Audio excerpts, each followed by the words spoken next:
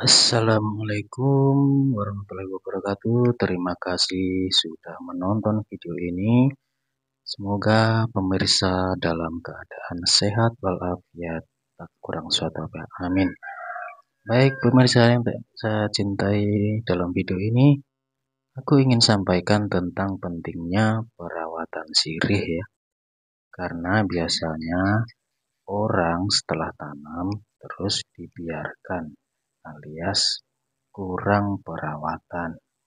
Nah, salah satunya adalah membuatkan anjang-anjang, tiang dan anjang-anjang atau tempat merambat yang gunanya agar sirih bisa merambat bebas di atas alias tidak di tanah. Kenapa? Karena ini kan sirih buah yang kita ambil buahnya. Jadi, kalau yang cabang merambat di atas tanah, nanti bisa mempengaruhi hasil buahnya.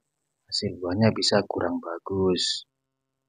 Untuk itu perlu dibuatkan anjang-anjang yang maksudnya supaya perkembangannya bisa bagus dan merupakan salah satu cara perawatan yang harus diperhatikan seperti itu teman-teman. Jadi kalau tanam sirih jangan lupa buatkanlah yang kemudian anjang-anjang sebagai rawatan. Baik teman-teman, sampai di sini video ini. Jika dianggap bermanfaat, jangan lupa like, share, komennya, share ke teman-teman, siapa tahu bermanfaat juga. Akhir kata, wassalamualaikum warahmatullahi wabarakatuh.